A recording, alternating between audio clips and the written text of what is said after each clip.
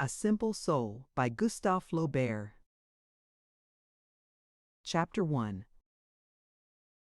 For half a century, the housewives of Pont-l'Evêque had envied Madame Maubin, her servant Felicite. For 100 francs a year, she cooked and did the housework, washed, ironed, mended, harnessed the horse, fattened the poultry, made the butter, and remained faithful to her mistress, although the latter was by no means an agreeable person. Madame Maubin had married a comely youth without any money, who died in the beginning of 1809, leaving her with 2 young children and a number of debts. She sold all her property, excepting the farm of Toques and the farm of Gethesses, the income of which barely amounted to 5,000 francs. Then she left her house in Saint-Melaine and moved into a less pretentious one, which had belonged to her ancestors and stood back of the marketplace. This house, with its slate-covered roof, was built between a passageway and a narrow street that led to the river. The interior was so unevenly graded that it caused people to stumble. A narrow hall separated the kitchen from the parlor, where Madame Maubin sat all day in a straw armchair near the window. 8 mahogany chairs stood in a row against the white wainscoting. An old piano standing beneath the barometer was covered with a pyramid of old books in boxes. On either side of the yellow marble mantelpiece in Louis XV style stood a tapestry armchair. The clock represented a temple of Vesta, and the whole room smelled musty, as it was on a lower level than the garden. On the first floor was Madame's bedchamber, a large room papered in a flowered design and containing the portrait of Monsieur dressed in the costume of a dandy.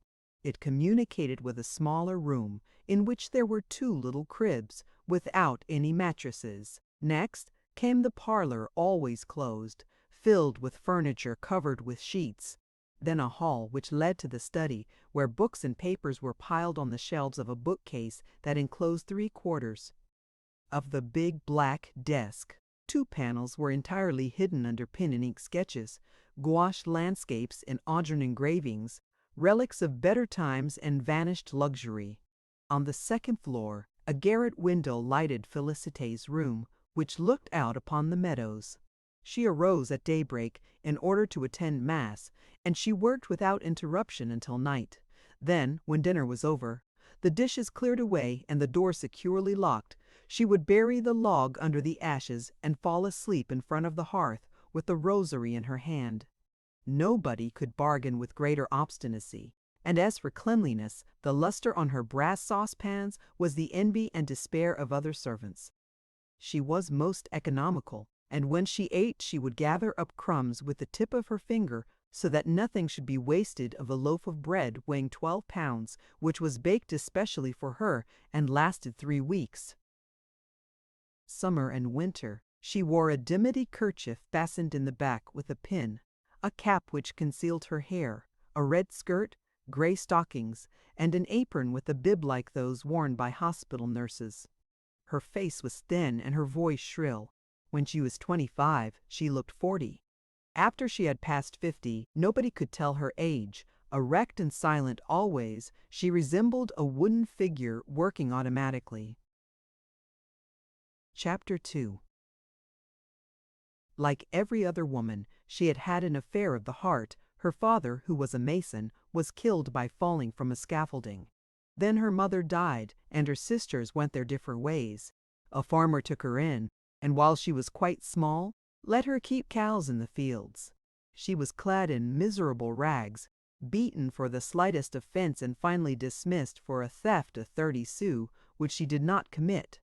She took service on another farm where she tended the poultry, and as she was well thought of by her master, her fellow workers soon grew jealous. One evening in August, she was then 18 years old, they persuaded her to accompany them to the fair at Colleville.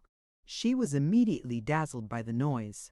The lights in the trees, the brightness of the dresses, the laces and gold crosses, and the crowd of people all hopping at the same time.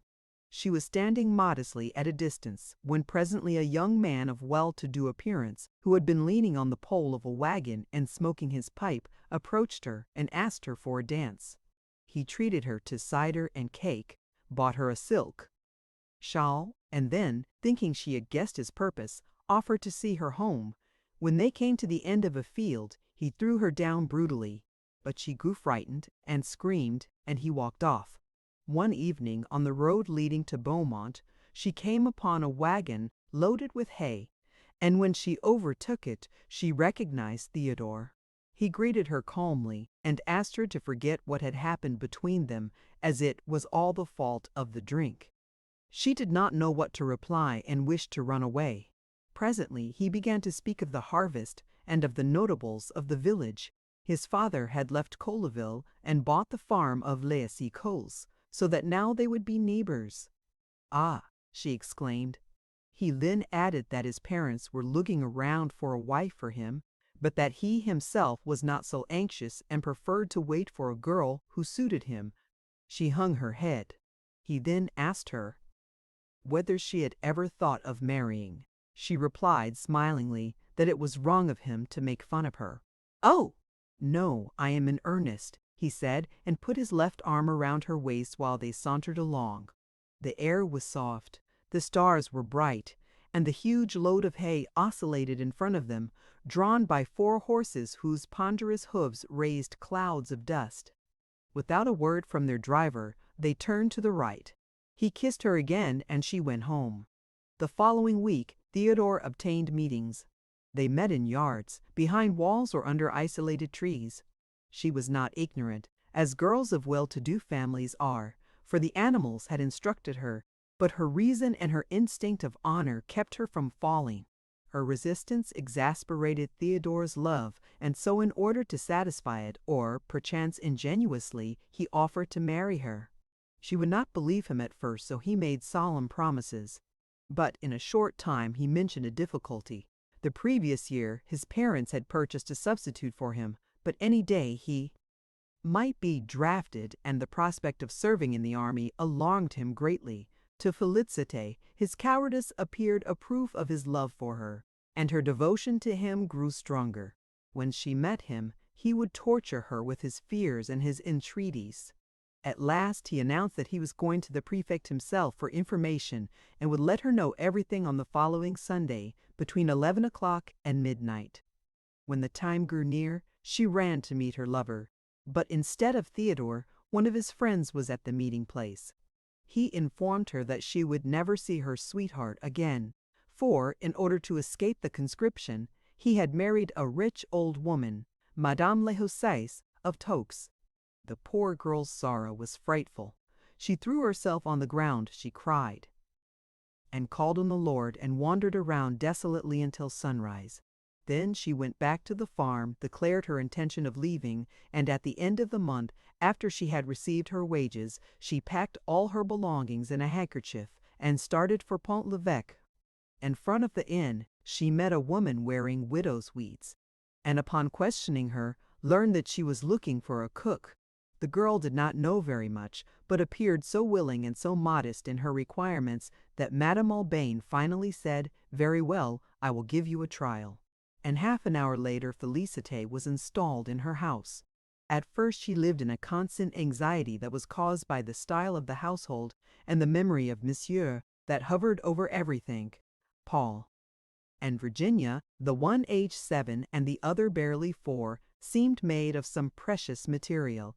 She carried them pig aback, and was greatly mortified when Madame Aubain forbade her to kiss them every other minute. But in spite of all this, she was happy. The comfort of her new surroundings had obliterated her sadness. Every Thursday, friends of Madame Aubain dropped in for a game of cards, and it was Felicite's duty to prepare the table and heat the foot warmers. They arrived at exactly 8 o'clock and departed before 11. Every Monday morning, the dealer in second-hand goods, who lived under the alleyway, spread out his wares on the sidewalk.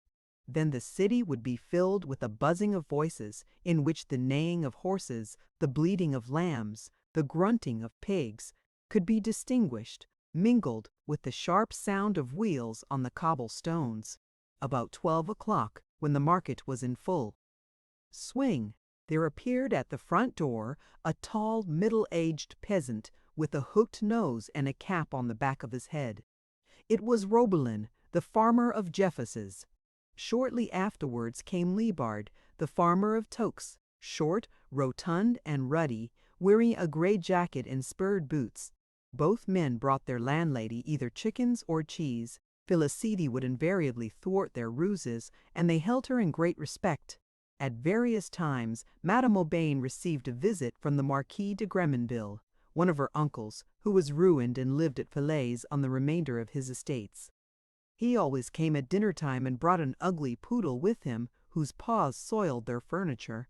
In spite of his efforts to appear a man of breeding, he even went so far as to raise his hat every time he said, "My deceased father." His habits got the better of him, and he would fill his glass a little too often and relate broad stories. Felicite would show him out very politely and say, "You have had enough for this time, Monsieur de Gremonville, hoping to see you again," and would close the door. She opened it gladly for Monsieur Bourret, a retired lawyer. His bald head and white cravat, the ruffling of his shirt, his flowing brown coat, the manner in which he took snuff, his whole person, in fact, produced in her the kind of awe which we feel when we see extraordinary persons. As he managed Madame's estates, he spent hours with her in Monsieur's study. He was in constant fear of being compromised, had a great regard for the magistracy, and some pretensions to learning. In order to facilitate the children's studies, he presented them with an engraved geography which represented various scenes of the world, cannibals with feather head dresses, a gorilla kidnapping a young girl, Arabs in the desert, a whale being harpooned, etc. Paul explained the pictures to Felicite, and, in fact, this was her only literary education. The children's studies were under the direction of a poor devil employed at the town hall, who sharpened his pocket-knife on his boots and was famous for his penmanship. When the weather was fine, they went to Jeffes's. The house was built in the center of a sloping yard, and the sea looked like a gray spot in the distance. Felicite would take slices of cold meat from the lunch basket, and they would sit down and eat in a room next to the dairy. This room was all that remained of a cottage that had been torn down. The dilapidated wallpaper trembled in the draughts. Madame Aubain, overwhelmed by recollections, would hang her head, while the children were afraid to open their mouths. Then, "Why don't you go and play?" their mother would say, and they would scamper off. Paul would go to the old barn, catch birds, throw stones into the pond, or pound the trunks of the trees with a stick till they resounded like drums. Virginia would feed the rabbits and run to pick the wild flowers in the fields, and her flying legs would disclose her little embroidered pantalettes. One autumn evening they struck out for home through the meadows. The new moon illumined part of the sky, and a mist hovered like a veil over the sinuosities of the river. Oxen, lying in the pastures, gazed mildly at the passing persons. In the third field, however, several of them got up and surrounded them. "Don't be afraid," cried Felicite, and murmuring a sort of lament, she passed her hand over the back of the nearest ox. He turned away and the others followed. But when they came to the next pasture, they heard frightful bellowing. It was a bull which was hidden from them by the fog. He advanced towards the two women, and Madame Aubain prepared to flee for her life. "No, no, not so fast," warned Felicite.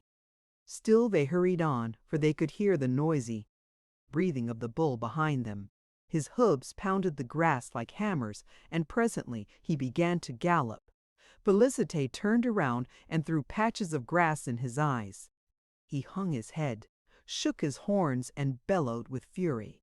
Madame Aubain and the children, huddled at the end of the field, were trying to jump over the ditch. Felicite continued to back before the bull, blinding him with dirt while she shouted to them to make haste. Madame Aubain finally slid into the ditch, after shoving first Virginia and then Paul into it, and though she stumbled several times, she managed, by dint of courage, to climb the other side of it. The bull had driven Felicite up against a fence. The foam from his muzzle flew in her face, and in another minute he would have disemboweled her. She had just time to slip between two bars, and the huge animal, thwarted, paused. For years this occurrence was a topic of conversation in Pont-l'Evêque, but Felicite took no credit to herself, and probably never knew that she had been heroic. Virginia occupied her thoughts solely, for the shock she had sustained gave her a nervous affection, and the physician, M. Pupart, prescribed the saltwater bathing at Trouville.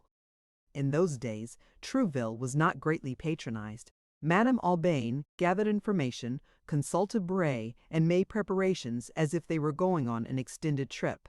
The baggage was sent the day before on Liebert's cart. On the following morning he brought around 2 horses, one of which had a woman's saddle with a velveteen back to it, while on the crupper of the other was a rolled shawl that was to be used for a seat. Madame Aubain mounted the second horse, behind Liebert.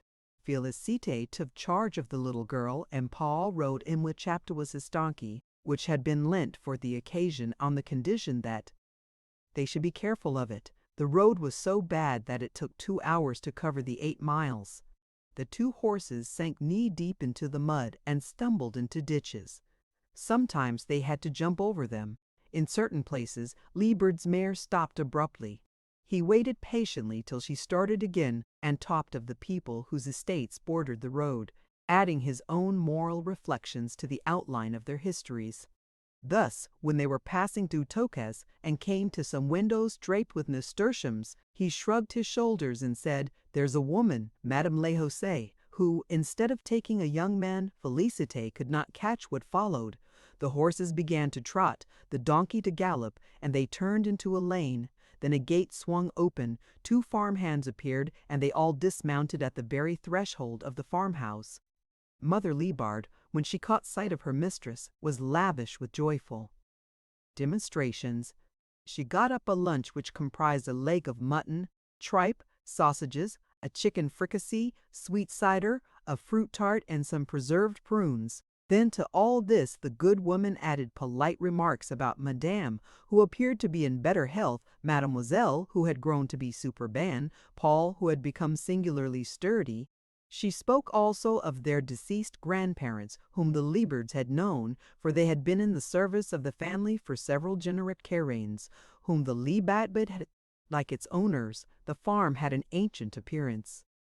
The beams of the ceiling were moldy, the walls black with smoke, and the windows gray with dust. The oak sideboard was filled with all sorts of utensils, plates, pitchers, tin bowls, wolf traps. The children laughed when they saw a huge syringe. There was not a tree in the yard that did not have mushrooms growing around its foot, or a bunch of mistletoe hanging in its branches. Several of the trees had been blown down, but they had started to grow in the middle, and all were laden with quantities of apples. The thatched roofs, which were of unequal thickness, looked like brown velvet and could resist the fiercest gales. But the wagon shed was fast crumbling to ruins. Madame Aubain said that she would attend to it, and then gave orders to have the horses saddled.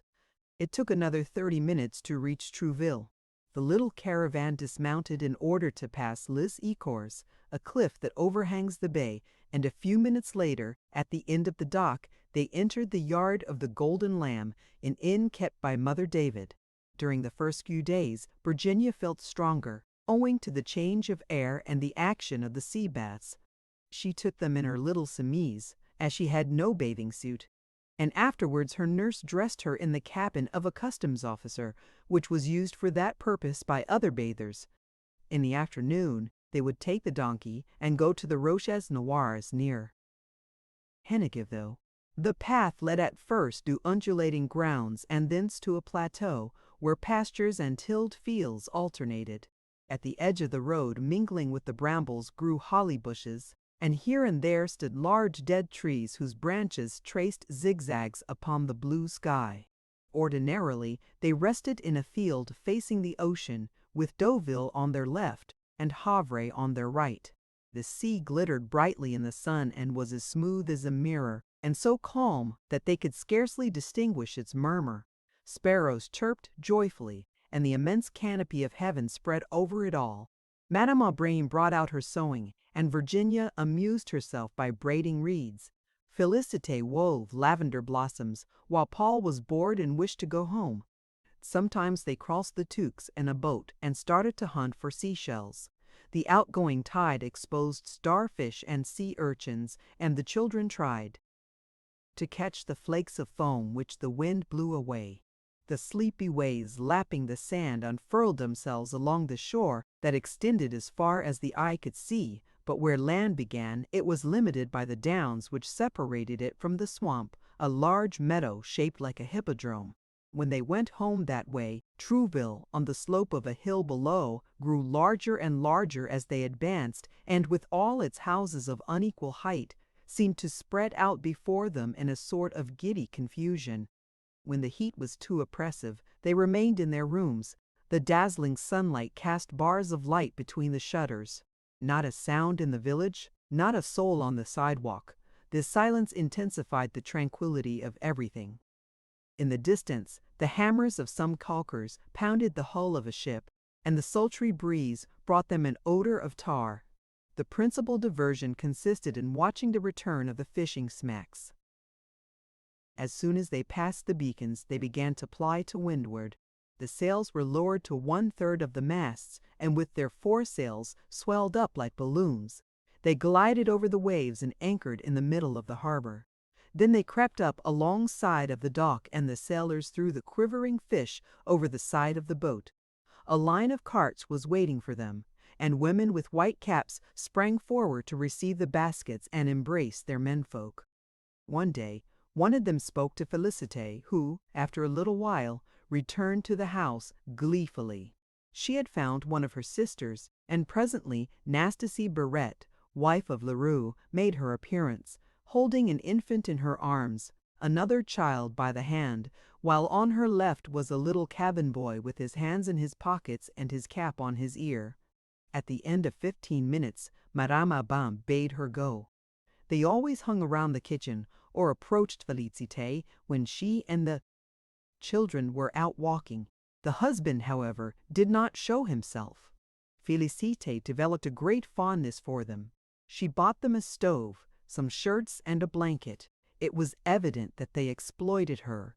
Her foolishness annoyed Madame Aubin, who, moreover, did not like the nephew's familiarity, for he called her son thou. And, as Virginia began to cough and the season was over, she decided to return to Pont-l'Evêque. Monsieur Brouet assisted her in the choice of a college. The one at Caen was considered the best. So Paul was sent away and bravely said goodbye to them all, for he was glad to go to live in a house where he would have boy companions. Madame Aubin resigned herself to the separation from her son because it was unavoidable. Virginia brooded less and less over it. Felicite regretted the noise he made, but soon a new occupation diverted her mind. Beginning from Christmas, she accompanied the little girl to her catechism lesson every day. Chapter 3. After she had made a curtsy at the threshold, she would walk up the aisle between the double lines of chairs, open Madame Aubin's pew, sit down and look around.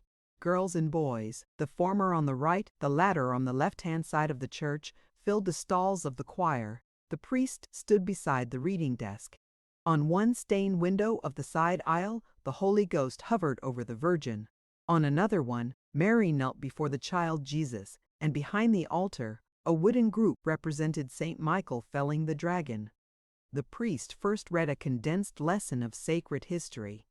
Felicite evoked paradise, the flood, the Tower of Babel, the blazing cities, the dying nations, the shattered idols, and out of this she developed a great respect for the Almighty and a great fear of His wrath. Then, when she had listened to the Passion, she wept. Why had they crucified Him who loved little children, nourished the people, made the blind see, and who, out of humility, had wished to be born among the poor, in a stable?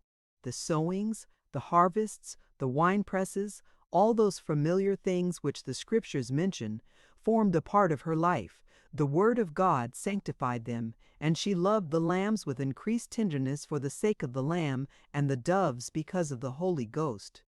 She found it hard, however, to think of the latter as a person, for was it not a bird, a flame, and sometimes only a breath? Perhaps it is its light that at night hovers over swamps, its breath that propels the clouds, its voice that renders church bells harmonious. And Felicite worshipped devoutly, while enjoying the coolness and the stillness of the church. As for the dogma, she could not understand it and did not even try. The priest discoursed, the children recited, and she went to sleep, only to awaken with a start when they were leaving the church and their wooden shoes clattered on the stone pavement. In this way she learned her catechism, her religious education having been neglected in her youth, and thenceforth she imitated all Virginia's religious practices, fasted when she did, and went to confession with her. At the Corpus Christi day, they both decorated an altar. She worried in advance over Virginia's first communion. She fussed about the shoes, the rosary, the book, and the gloves. With what nervousness she helped the mother dress the child. During the entire ceremony she felt anguished. Monsieur Boret hid part of the choir from view, but directly in front of her, the flock of maidens, wearing white wreaths over their lowered veils, formed a snow-white field, and she recognized her darling by the slenderness of her neck and her devout attitude. The bell tinkled. All the heads bent and there was a silence. Then, at the peals of the organ, the singers and the worshippers struck up the Agnus Dei. The boys' procession began. Behind them came the girls. With clasped hands, they advanced step by step to the lighted altar, knelt at the first step, received one by one the host, and returned to their seats in the same order. When Virginia's turn came, Felicite leaned forward to watch her, and through that imagination which springs from true affection, she at once became the child, whose face and dress became hers, whose heart beat in her bosom, and when Virginia opened her mouth and closed her lids, she did likewise and came very near fainting. The following day, she presented herself early at the church so as to receive communion from the cure. She took it with the proper feeling, but did not experience the same delight as on the previous day. Madame Aubain wished to make an accomplished girl of her daughter, and as Guillaume could not teach English or music, she decided to send her to the Ursulines at Honfleur. The child made no objection, but Felicite sighed and thought Madame was heartless. Then she thought that perhaps her mistress was right, as these things were beyond her sphere. Finally, one day, an old fiacre stopped in front of the door, and a nun stepped out. Felicite put Virginia's luggage on top of the carriage, gave the coachman some instructions, and smuggled 6 jars of jam, a dozen pears, and a bunch of violets under the seat. At the last minute, Virginia had a fit of sobbing. She embraced her mother again and again, while the latter kissed her on the forehead and said, "Now, be brave, be brave." The step was pulled up and the fiacre rumbled off. Then Madame Aubain had a fainting spell, and that evening all her friends, including the 2 Lormeaux, Madame Lechaptois, the ladies Rochefou, Messieurs de Houppel and Bouret, called on her and tendered their sympathy. At first the separation proved very painful to her, but her daughter wrote her 3 times a week, and the other days she, herself, wrote to Virginia. Then she walked in the garden, read a little, and in this way managed to fill out the emptiness of the hours. Each morning, out of habit, Felicite entered Virginia's room and gazed at the walls. She missed combing her hair, lacing her shoes, tucking her in her bed, and the bright face and little hand when they used to go out for a walk. In order to occupy herself, she tried to make lace, but her clumsy fingers broke the threads. She had no heart for anything, lost her sleep, and wasted away, as she put it. In order to have some distraction, she asked leave to receive the visits of her nephew Victor. He would come on Sunday after church with ruddy cheeks and bared chest, bringing with him the scent of the country. She would set the table, and they would sit down opposite each other and eat their dinner. She ate as little as possible, herself, to avoid any extra expense, but would stuff him so with food that he would finally go to sleep. At the first stroke of vespers, she would wake him up, brush his trousers, tie his cravat, and walk to church with him, leaning on his arm with maternal pride. His parents always told him to get something out of her, either a package of brown sugar or soap or brandy, and sometimes even money. He brought her his clothes to mend, and she accepted the task gladly because it meant another visit from him. In August, his father took him on a coasting vessel. It was vacation time, and the arrival of the children consoled Felicite, but Paul was capricious, and Virginia was growing too old to be thee and thou'd, a fact which seemed to produce a sort of embarrassment in their relations. Victor went successively to Moorlakes, to Dunkirk, and to Brighton. Whenever he returned from a trip, he would bring her a present. The first time it was a box of shells, the second a coffee cup, the third a big doll of gingerbread. He was growing handsome, had a good figure, a tiny mustache, kind eyes, and the little leather cap that sat jauntily on the back of his head. He amused his aunt by telling her stories mingled with nautical expressions. One Monday, the 14th of July, 1819, she never forgot the date. Victor announced that he had been engaged on a merchant vessel and that in 2 days he would take the steamer at Honfleur and join his sailor, which was going to start from Havre very soon. Perhaps he might be away 2 years. The prospect of his departure filled Felicite with despair, and in order to bid him farewell on Wednesday night, after Madame's dinner, she put on her pattens and trudged the 4 miles that separated Pont-Aleph from Honfleur. When she reached the Calvary, instead of turning to the right, she turned to the left and lost herself in coal yards. She had to retrace her steps. Some people she spoke to advised her to hasten. She walked helplessly around the harbor filled with vessels and knocked against hawsers. Presently the ground sloped abruptly, lights flitted to and fro, and she thought all at once that she had gone mad when she saw some horses in the sky. Others, on the edge of the dock, neighed at the sight of the ocean. A derrick pulled them up in the air and dumped them into a boat, where passengers were bustling about among barrels of cider, baskets of cheese, and bags of meal. Chickens cackled. The captain swore, and a cabin boy rested on the railing, apparently indifferent to his surroundings. Felicite, who did not recognize him, kept shouting, "Victor!" He suddenly raised his eyes, but while she was preparing to rush up to him, they withdrew the gangplank. The packet, towed by singing women, glided out of the harbor. Her hull squeaked, and the heavy waves beat up against her sides. The sail had turned, and nobody was visible, and on the ocean, silvered by the light of the moon, the vessel formed a black spot that grew dimmer and dimmer, and finally disappeared. When Felicite passed the Calvary again, she felt as if she must entrust that which was dearest to her to the Lord, and for a long while she prayed, with uplifted eyes and a face wet with tears. The city was sleeping. Some customs officials were taking the air, and the water kept pouring through the holes of the dam with a deafening roar. The town clock struck 2. The parlor of the convent would not open until morning, and surely a delay would annoy Madame. So, in spite of her desire to see the other child, she went home. The maids of the inn were just arising when she reached Pont-l'Evêque, so the poor boy would be on the ocean for months. His previous trips had not alarmed her. One can come back from England and Brittany, but America, the colonies, the islands, were all lost in an uncertain region at the very end of the world. From that time on, Felicite thought solely of her nephew. On warm days, she feared he would suffer from thirst, and when it stormed, she was afraid he would be struck by lightning. When she hearkened to the wind that rattled in the chimney and dislodged the tiles on the roof, she imagined that he was being buffeted by the same storm, perched on top of a shattered mast, with his whole body bent backward and covered with sea foam.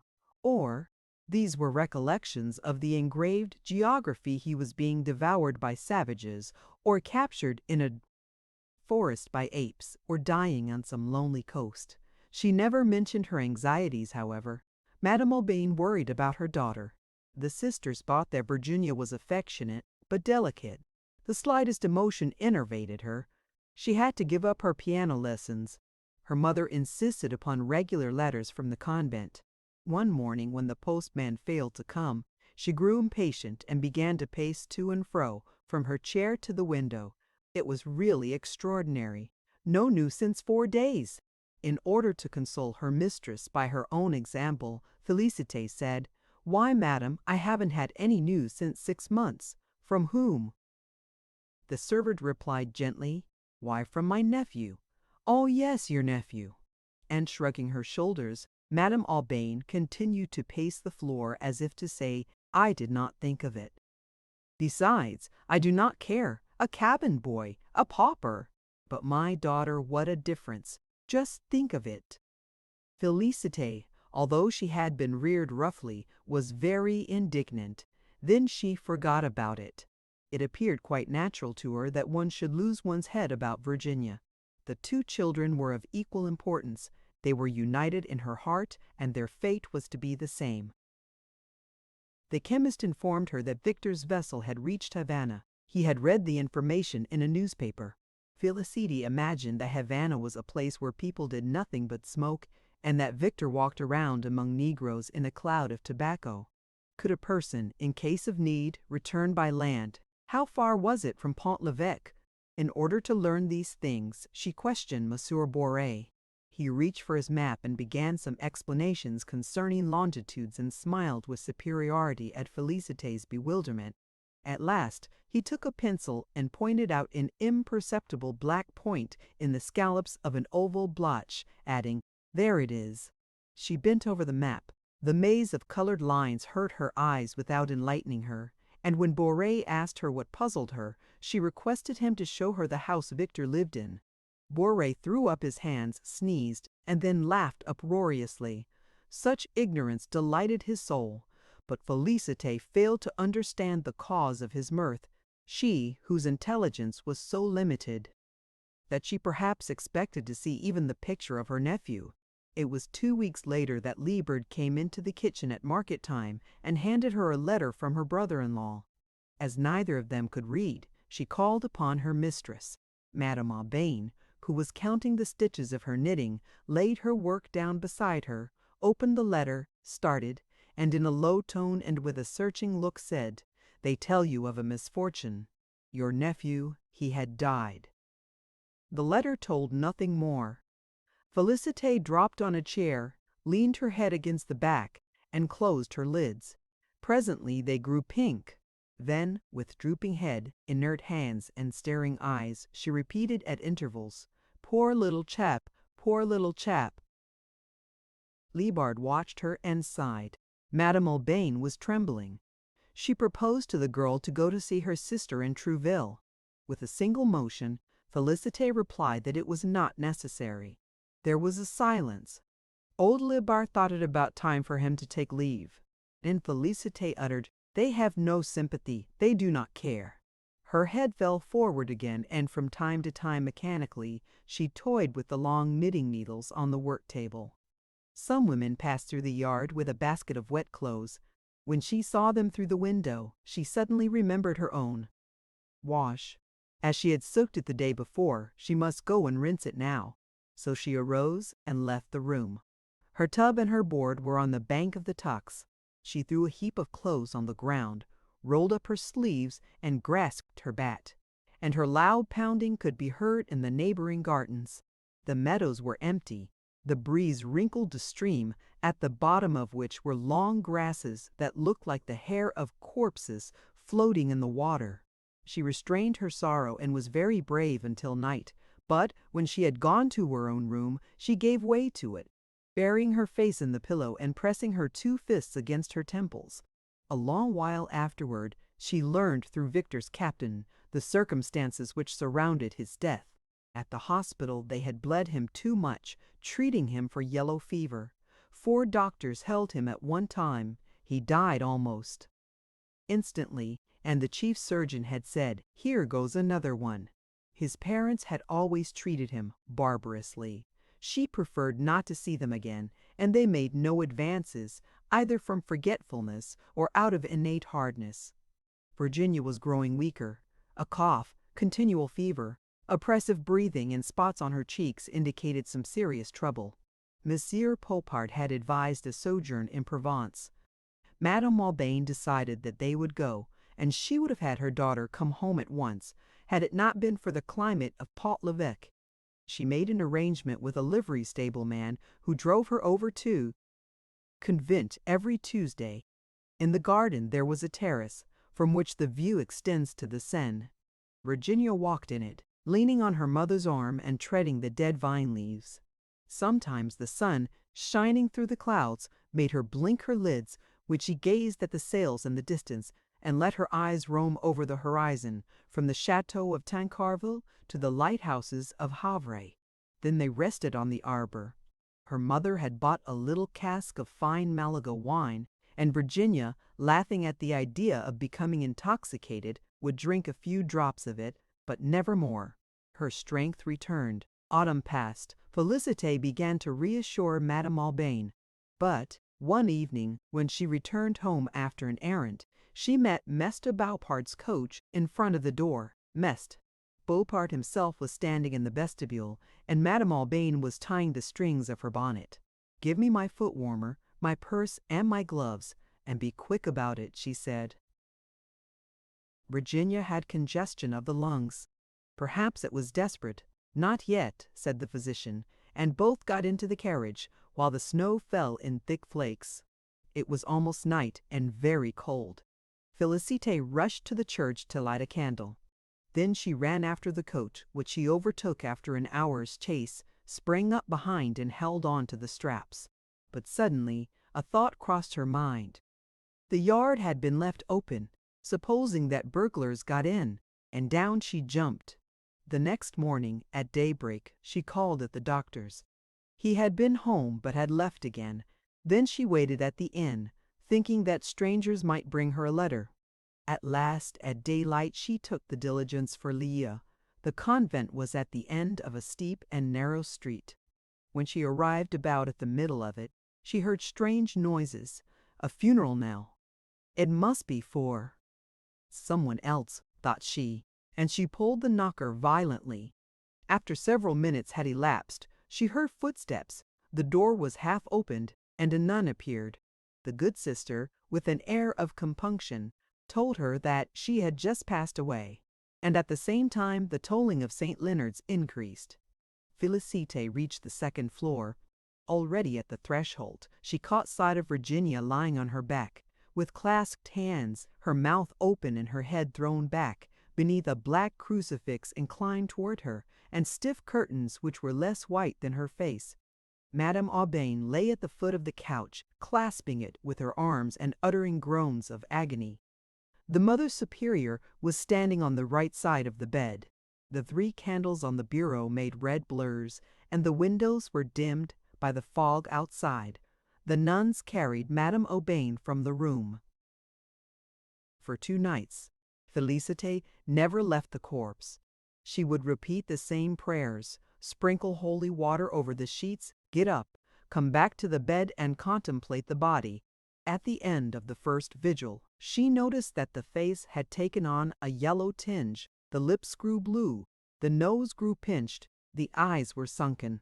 She kissed them several times and would not have been greatly astonished had Virginia opened them. To souls like this, the supernatural is always quite simple. She washed her, wrapped her in a shroud, put her into the casket, laid a wreath of flowers on her head, and arranged her curls. They were blonde and of an extraordinary length for her age. Felicite cut off a big lock and put half of it into her bosom, resolving never to part with it. The body was taken to Pont-l'Evêque, according to Madame Aubain's wishes. She followed the hearse in a closed carriage. After the ceremony, it took 3/4 of an hour to reach the cemetery. Paul, sobbing, headed the procession. Monsieur Bourret followed, and then came the principal inhabitants of the town, the women covered with black capes, and Felicite. The memory of her nephew and the thought that she had not been able to render him these honors made her doubly unhappy, and she felt as if he were being buried with Virginia. Madame Aubain's grief was uncontrollable. At first she rebelled against God, thinking that he was unjust to have taken away her child, she who had never done anything wrong and whose conscience was so pure. But no, she ought to have taken her south. Other doctors would have saved her. She accused herself, prayed to be able to join her child, and cried in the midst of her dreams. Of the latter, one more especially haunted her. Her husband, dressed like a sailor, had come back from a long voyage, and with tears in his eyes told her that he had received the order to take Virginia away. Then they both consulted about a hiding place. Once she came in from the garden, all upset. A moment before, and she showed the place, the father and daughter had appeared to her, one after the other. They did nothing but look at her. During several months, she remained inert in her room. Felicite scolded her gently. She must keep up for her son, and also for the other one, for her memory. Her memory, replied Madame Aubain, as if she were just awakening. Oh, yes, yes, you do not forget her. This was an allusion to the cemetery where she had been expressly forbidden to go. But Felicite went there every day. At 4 o'clock exactly, she would go through the town, climb the hill, open the gate, and arrive at Virginia's tomb. It was a small column of pink marble with a flat stone at its base, and it was surrounded by a little plot enclosed by chains. The flower beds were bright with blossoms. Felicite watered their leaves, renewed the gravel, and knelt on the ground in order to till the earth properly. When Madame Aubain was able to visit the cemetery, she felt very much relieved and consoled. Years passed, all alike and marked by no other events than the return of the great church holidays, Easter, Assumption, All Saints' Day. Household happenings constituted the only data to which in later years they often referred. Thus, in 1825, workmen painted the vestibule. In 1827, a portion of the roof almost killed a man by falling into the yard. In the summer of 1828, it was Madame's turn to offer the hallowed bread. At that time, Boreas disappeared mysteriously, and the old acquaintances Guillot, Liebard, Madame Lecheptois, Robelin, old Grimonville, paralyzed since a long time, passed away one by one. One night, the driver of the mail in Pont-l'Evêque announced the Revolution of July. A few days afterward, a new sub-prefect was nominated, the Baron de Larsonnière, ex-consul in America, who, besides his wife, had his sister-in-law and her 3 grown daughters with him. They were often seen on their lawn, dressed in loose blouses, and they had a parrot and a Negro servant. Madame Aubain received a call, which she returned promptly. As soon as she caught sight of them, Felicite would run and notify her mistress. But only one thing was capable of arousing her, a letter from her son. He could not follow any profession, as he was absorbed in drinking. His mother paid his debts and he made fresh ones, and the sighs that she heaved while she knitted at the window reached the ears of Felicite, who was spinning in the kitchen. They walked in the garden together, always speaking of Virginia, and asking each other if such and such a thing would have pleased her, and what she would probably have said on this or that occasion. All her little belongings were put away in a closet of the room which held 2 little beds, but Madame Aubain looked them over as little as possible. One summer day, however, she resigned herself to the task, and when she opened the closet, the moths flew out. Virginia's frocks were hung under a shelf where there were 3 dolls, some hoops, a dollhouse, and a basic which she had used. Felicite and Madame Aubain also took out the skirts, the handkerchiefs, and the stockings and spread them on the beds before putting them away again. The sun fell on the piteous things, disclosing their spots and the creases formed by the motions of the body.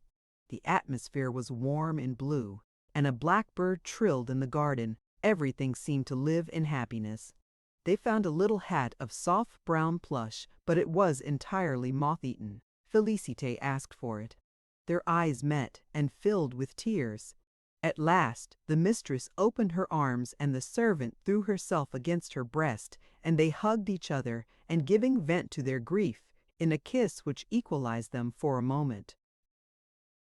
It was the first time that this had ever happened, for Madame Aubain was not of an expansive nature.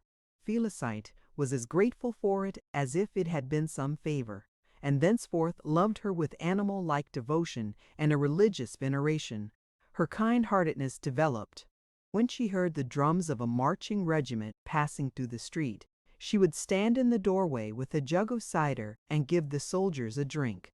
She nursed cholera victims, she protected Polish refugees, and one of them even declared that he wished to marry her. But they quarreled, For one morning when she returned from the Angelus, she found him in the kitchen coolly eating a dish which he had prepared for himself during her absence. After the Polish refugees came Kolmisze, an old man who was credited with having committed frightful misdeeds in '93. He lived near the river in the ruins of a pigsty.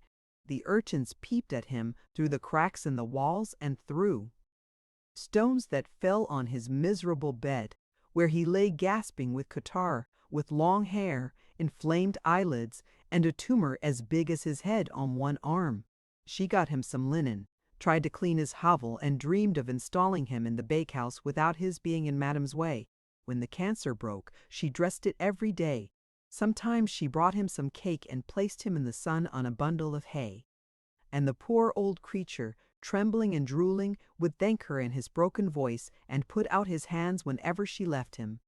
Finally he died, and she had a mass said for the repose of his soul. That day a great joy came to her at dinner time. Madame de la Sternier's servant called with the parrot, the cage, and the perch and chain and lock. A note from the Baroness told Madame Aubain that as her husband had been promoted to a prefecture, they were leaving that night, and she begged her to accept the bird as a remembrance and a token of her esteem. Since a long time the parrot had been on Felicite's mind, because he came from America, which reminded her of Victor, and she had approached the Negro on the subject. Once even she had said, how glad Madame would be to have him. The man had repeated this remark to his mistress, who, not being able to keep the bird, took this means of getting rid of it. Chapter 4. He was called Loulou. His body was green, his head blue, the tips of his wings were pink, and his breast was golden. But he had the tiresome tricks of biting his perch, pulling his feathers out, scattering refuse, and spilling the water of his bath. Madame Aubain grew tired of him and gave him to Felicite for good. She undertook his education, and soon he was able to repeat, "Pretty boy, your servant, sir." "I salute you, Marie." His perch was placed near the door, and several persons were astonished that he did not answer to the name of Jacot, for every parrot is called Jacot. They called him a goose and a log, and these taunts were like so many dagger thrusts to Felicite, strange stubbornness of the bird which would not talk when people watched him. Nevertheless, he sought society, for on Sunday, when the ladies Rochefort, Monsieur de Hopeville, and the new habitués, Onfroy the chemist, Monsieur Varin, and Captain Mathieu, dropped in for their game of cards, he struck the window panes with his wings and made such a racket that it was impossible to talk. Boré's face must have appeared very funny to Loulou. As soon as he saw him, he would begin to roar. His voice re-echoed in the yard, and the neighbors would come to the windows and begin to laugh too. And in order that the parrot might not see him, Monsieur Bray edged along the wall, pushed his hat over his eyes to hide his profile, and entered by the garden door, and the looks he gave the bird lacked affection. Loulou, having thrust his head into the butcher boy's basket, received a slap, and from that time he always tried to nip his enemy. Fabu threatened to wring his neck, although he was not cruelly inclined, notwithstanding his big whiskers and tattooings. On the contrary, he rather liked the bird and, out of devilry, tried to teach him oaths. Felicite, whom his manner alarmed, put Loulou in the kitchen, took off his chain, and let him walk all over the house. When he went downstairs, he rested his beak on the steps, lifted his right foot, and then his left one, but his mistress feared that such feats would give him vertigo. He became ill and was unable to eat. There was a small growth under his tongue like those chickens are sometimes afflicted with. Felicite pulled it off with her nails and cured him. One day, Paul was imprudent enough to blow the smoke of his cigar in his face. Another time, Madame Lormeau was teasing him with the tip of her umbrella, and he swallowed the tip. Finally, he got lost. She had put him on the grass to cool him and went away only for a second. When she returned, she found no parrot. She hunted among the bushes, on the bank of the river, and on the roofs, without paying any attention to Madame Aubain, who screamed at her, "Take care, you must be insane." Then she searched every garden in Pont l'Evêque and stopped the passers-by to inquire of them. "Haven't you perhaps seen my parrot?" To those who had never seen the parrot, she described him minutely. Suddenly she thought she saw something green fluttering behind the mills at the foot of the hill, but when she was at the top of the hill she could not see it. A hod carrier told her that he had just seen the bird in St. Melaine, in Mother Simon's store. She rushed to the place. The people did not know what she was talking about. At last she came home, exhausted, with her slippers worn to shreds and despair in her heart. She sat down on the bench near Madame and was telling of her search when presently a light weight dropped on her shoulder. Loulou! What the deuce had he been doing? Perhaps he had just taken a little walk around the town. She did not easily forget her scare. In fact, she never got over it. In consequence of a cold, she caught a sore throat, and some time later she had an earache. 3 years later she was stone deaf and spoke in a very loud voice even in church. Although her sins might have been proclaimed throughout the diocese without any shame to herself or ill effects to the community, the cure thought it advisable to receive her confession in the vestry room.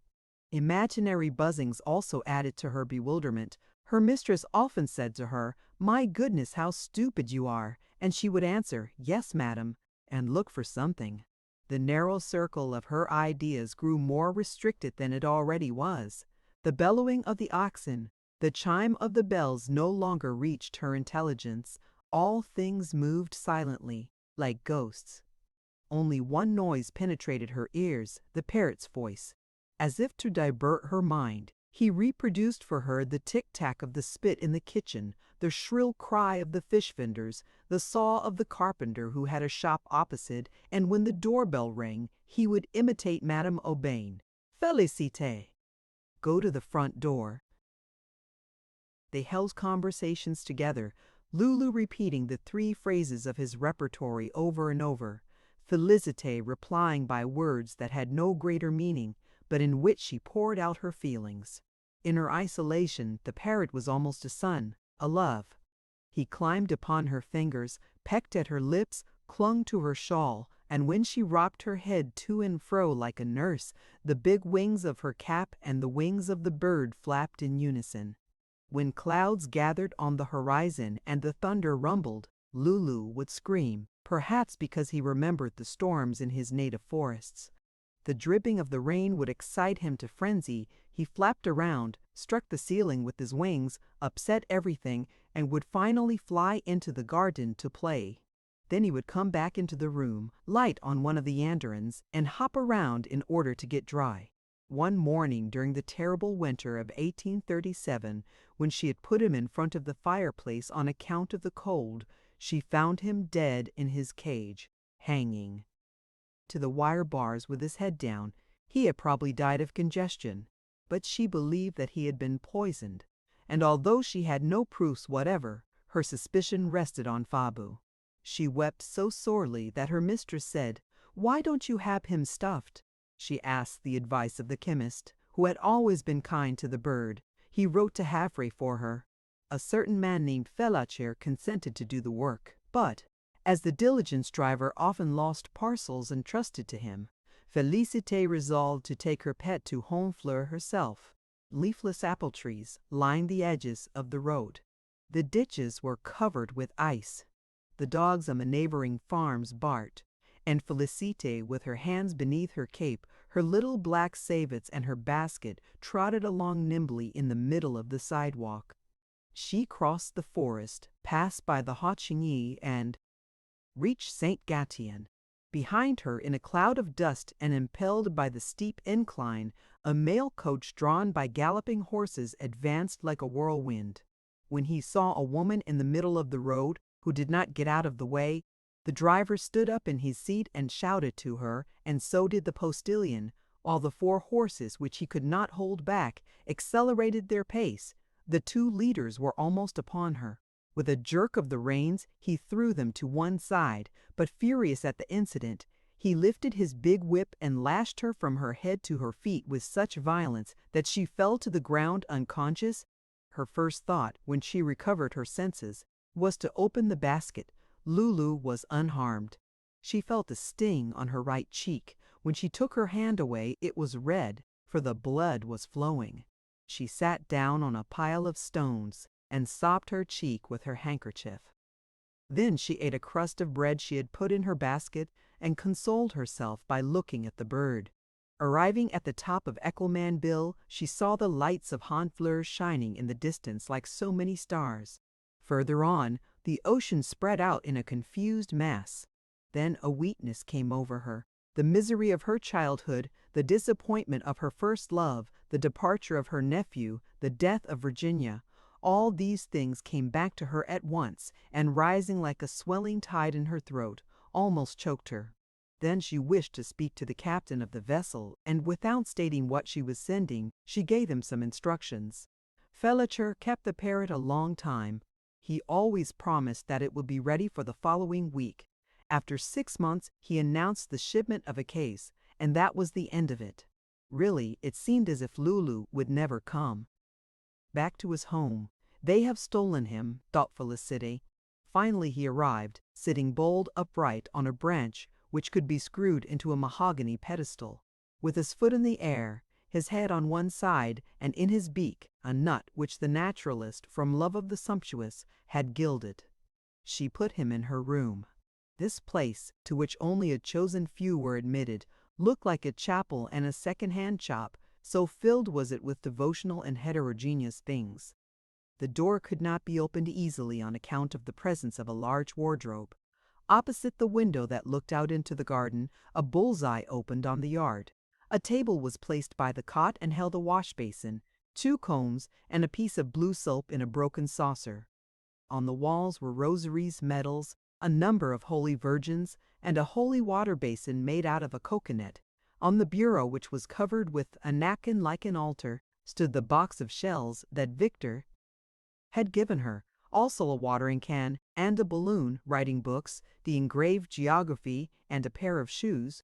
On the nail which held the mirror hung Virginia's little plush hat. Felicite carried this sort of respect so far that she even kept one of Monsieur's old coats.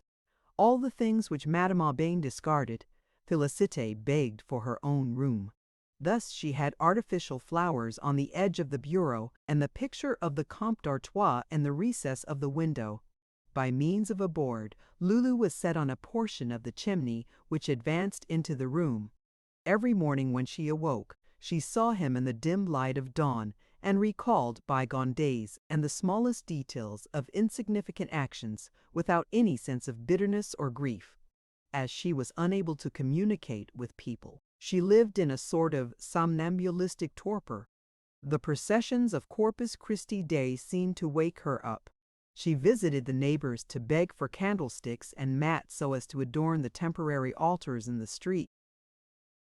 In church she always gazed at the Holy Ghost and noticed that there was something about it that resembled a parrot. The likenesses appeared even more striking on a colored picture by Espinal representing the baptism of our Savior. With his scarlet wings and emerald body, it was really the image of Loulou. Having bought the picture, she hung it near the one of the Comte d'Artois so that she could take them in at one glance. They associated in her mind the parrot becoming sanctified through the neighborhood of the Holy Ghost, and the latter becoming more lifelike in her eyes, and more comprehensible. In all probability the Father had never chosen as messenger a dove, as the latter has no voice, but rather one of Loulou's ancestors. And Felicite said her prayers in front of the colored picture. Though from time to time she turned slightly towards the bird, she desired very much to enter in the ranks of the daughters of the Virgin. But Madame Aubain dissuaded her from it. A most important event occurred, Paul's marriage. After being first a notary's clerk, then in business, then in the customs and a tax collector, and having even applied for a position in the administration of woods and forests, he had at last, when he was 36 years old, by a divine inspiration, found his vocation, registrature. And he displayed such a high ability that an inspector had offered him his daughter and his influence. Paul, who had become quite settled, brought his bride to visit his mother. But she looked down upon the customs of Pont-l'Evêque, put on airs, and hurt Felicite's feelings. Madame Aubain felt relieved when she left. The following week, they learned of Monsieur Boreas' death in an inn. There were rumors of suicide which were confirmed, doubts concerning his integrity. Arose. Madame Aubain looked over her accounts and soon discovered his numerous embezzlements, sales of wood which had been concealed from her, false receipts, etc. Furthermore, he had an illegitimate child and entertained a friendship for a person in Dozal. These base actions affected her very much. In March 1853, she developed the pain in her chest. Her tongue looked as if it were coated with smoke, and the leeches they applied did not relieve her oppression. And on the 9th evening she died, being just 72 years old. People thought that she was younger, because her hair, which she wore in bands framing her pale face, was brown. Few friends regretted her loss, for her manner was so haughty that she did not attract them. Felicite mourned for her as servants seldom mourn for their masters. The fact that Madame should die before herself perplexed her mind and seemed contrary to the order of things, and absolutely monstrous and inadmissible. 10 days later, the time to journey from Besançon, the heirs arrived. Her daughter-in-law ransacked the drawers, kept some of the furniture and sold the rest. Then they went back to their own home. Madame's armchair, foot-warmer, work-table, the 8 chairs, everything was gone. The places occupied by the pictures formed yellow squares on the walls. They had taken the 2 little beds, and the wardrobe had been emptied of Virginia's belongings. Felicite went upstairs, overcome with grief. The following day, a sign was posted on the door. The chemist screamed in her ear that the house was for sale. For a moment she tottered and had to sit down. What hurt her most was to give up her room, so nice for poor Loulou. She looked at him in despair and implored the Holy Ghost, and it was this way that she contracted the idolatrous habit of saying her prayers kneeling in front of the bird. Sometimes the sun fell through the window on his glass eye, and lighted a spark in it which sent Felicite into ecstasy. Her mistress had left her an income of 380 francs. The garden supplied her with vegetables. As for clothes, she had enough to last her till the end of her days, and she economized on the light by going to bed at dusk. She rarely went out, in order to avoid passing in front of the second-hand dealer's shop where there was some of the old furniture. Since her fainting spell, she dragged her leg, and as her strength was failing rapidly, old Mother Simon, who had lost her money in the grocery business, came very morning to chop the wood and pump the water. Her eyesight grew dim. She did not open the shutters after that. Many years passed, but the house did not sell or rent. Fearing that she would be put out, Felicite did not ask for repairs. The laths of the roof were rotting away, and during one whole winter her bolster was wet. After Easter she spit blood. Then Mother Simon went for a doctor. Felicite wished to know what her complaint was, but, being too deaf to hear, she caught only one word: pneumonia. She was familiar with it, and gently answered, "Ah, like Madame," thinking it quite natural that she should follow her mistress. The time for the altars in the street drew near. The first one was always erected at the foot of the hill, the second in front of the post office, and the third in the middle of the street. This position occasioned some rivalry among the women, and they finally decided upon Madame Aubain's yard. Felicite's fever grew worse.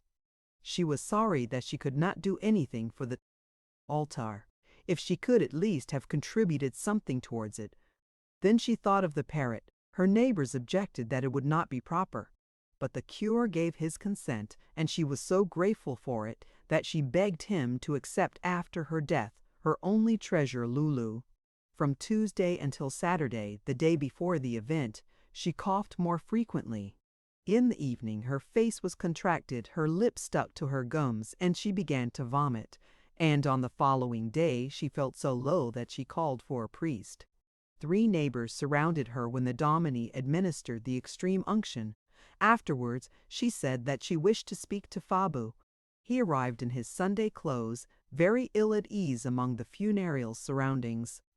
"Forgive me," she said, making an effort to extend her arm. "I believed it was you who killed him." What did such accusations mean? suspect a man like him of murder, and Fabio became excited and was about to make trouble. Don't you see she is not in her right mind? From time to time, Felicite spoke to shadows. The women left her and Mother Simon sat down to breakfast. A little later, she took Loulou and, holding him up to Felicite, "Say goodbye to him now," she commanded. Although he was not a corpse, he was eaten up by worms. One of his wings was broken and the wadding was coming out of his body. But Felicite was blind now, and she took him and laid him against her cheek. Then Mother Simon removed him in order to set him on the altar. Chapter 5. The grass exhaled an odor of summer. Flies buzzed in the air, the sun shone on the river and warmed the slated roof. Old Mother Simon had returned to Felicite and was peacefully falling asleep. The ringing of bells woke her. The people were coming out of church. Felicite's delirium subsided. By thinking of the procession, she was able to see it as if she had taken part in it. All the school children, the singers, and the firemen walked on the sidewalks, while in the middle of the street came first the custodian of the church with his halberd, then the beadle with a large cross, the teacher in charge of the boys, and a sister escorting the little girls. 3 of the smallest ones, with curly heads, threw rose leaves into the air. The deacon with outstretched arms conducted the music, and 2 incense-bearers turned with each step they took toward the Holy Sacrament, which was le choir, attired in his handsome chasuble, and walking under a canopy of red velvet supported by 4 men. A crowd of people followed, jammed between the walls of the houses hung with white sheets. At last the procession arrived at the foot of the hill. A cold sweat broke out on Felicite's forehead. Mother Simon wiped it away with a cloth, saying inwardly that some day she would have to go through the same thing herself. The murmur of the crowd grew louder, was very distinct for a moment, and then died away. A volley of musketry shook the window panes. It was the postilions saluting the sacrament. Felicite rolled her eyes and said as loudly as she could, "Is he all right?" Meaning the parrot. Her death agony began. A rattle that grew more and more rapid shook her body. Froth appeared at the corners of her mouth, and her whole frame trembled. In a little while could be heard the music of the bass horns, the clear voices of the children, and the men's deeper notes. At intervals all was still, and their shoes sounded like a herd of cattle passing over the grass. The clergy appeared in the yard. Mother Simon climbed on a chair to reach the bowl-lie, and in this manner could see the altar. It was covered with a lace cloth and draped with green wreaths. In the middle stood a little frame containing relics. At the corners were 2 little orange trees, and all along the edge were silver candlesticks, porcelain vases containing sunflowers, lilies, peonies, and tufts of hydrangeas. This mount of bright colors descended diagonally from the first floor to the carpet that covered the sidewalk. Rare objects arrested one's eye. A golden sugar bowl was crowned with violets. Earrings set with Alincoln stones were displayed on green moss, and 2 Chinese screens with their bright landscapes were nearby. Loulou, hidden beneath roses, showed nothing but his blue head, which looked like a piece of lapis lazuli. The singers, the canopy bearers, and the children lined up against the sides of the yard. Slowly the priest ascended the steps and placed his shining sun on the lace cloth. Everybody knelt. There was deep silence, and the censers slipping on their chains were swung high in the air. A blue vapor rose in Felicite's room. She opened her nostrils and inhaled with a mystic sensuousness. Then she closed her lids. Her lips smiled. The beats of her heart grew fainter and fainter, and vaguer, like a fountain giving out, like an echo dying away. And when she exhaled her last breath, she thought she saw in the half-opened heavens a gigantic parrot hovering above her head. The end. Thank you for listening to this story. I hope you enjoyed the journey, the characters, and the world they carried with them. If you enjoyed this audiobook, please subscribe to the channel and leave a comment below. Your support helps keep these stories alive and allows more timeless books to be shared with listeners around the world. Until next time, thank you for listening.